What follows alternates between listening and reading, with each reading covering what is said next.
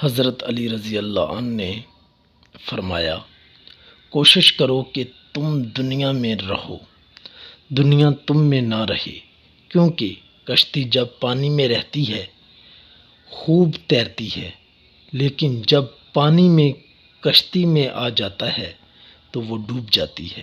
ایک عورت حضرت علی رضی اللہ عنہ کی خدمت میں حاضر ہوئی اور عرض کرنے لگی، یا علی، میں نے زندگی میں بہت دھوکے کھائے ہیں۔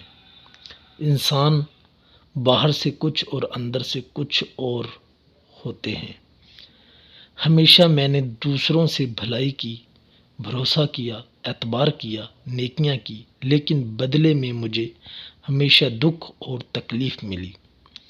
حضرت علی رضی اللہ عنہ نے فرمایا، اے عورت، یاد رکھو، جس کے ساتھ نیکی کرو اس کے شر سے بچو، اور انسان سے کی جانے والی نیکی کا بدلہ انسان سے نہیں بلکہ انسان کے خالق اللہ تعالیٰ سے طلب کرو۔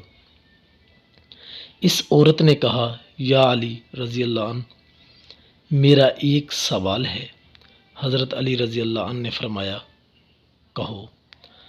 آج تک میں میرے در سے کوئی خالی ہاتھ نہیں گیا، کہو جو تم کہنا چاہتی ہو۔ تو عورت نے ہاتھوں کو جوڑ کر کہا، یا علی، کیا کوئی ایسا عمل ہے جس سے وقت سے پہلے ہمیں یہ معلوم ہو جائے کہ سامنے والا انسان ہم سے سچا پیار کرتا ہے یا نہیں؟ تو حضرت علی رضی اللہ عنہ نے فرمایا، ہاں ہے۔ اللہ تعالیٰ کے علم میں کسی بھی چیز کی کوئی کمی نہیں۔ اگر تم یہ دیکھنا چاہتی ہو کہ سامنے والا انسان تم سے کتنا سچا پیار کرتا ہے تو تم 3 مرتبہ یا ودود، یا حکیم، یا کریم، یا رحمان دل میں پڑھو، اور جس سے تم پیار کرو اس کے چہرے میں دیکھو۔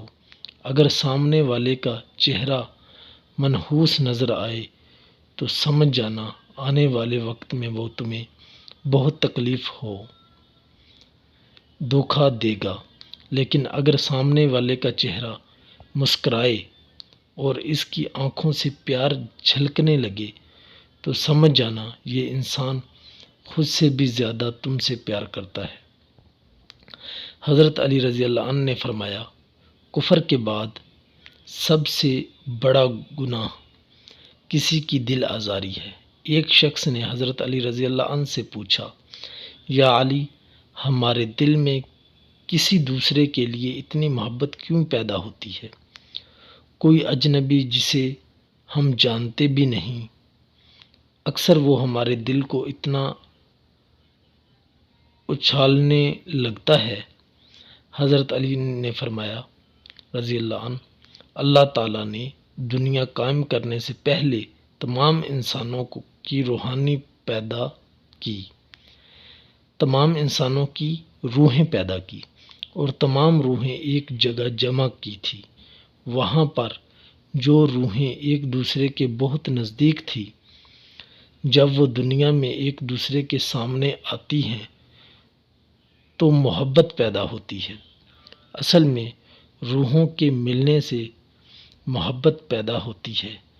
کتنا عظیم ہے وہ انسان جو اپنا غم سینے میں چھپائے رکھتا ہے اور زندگی بھر ان سے مسکرا کر کھیلتا ہے۔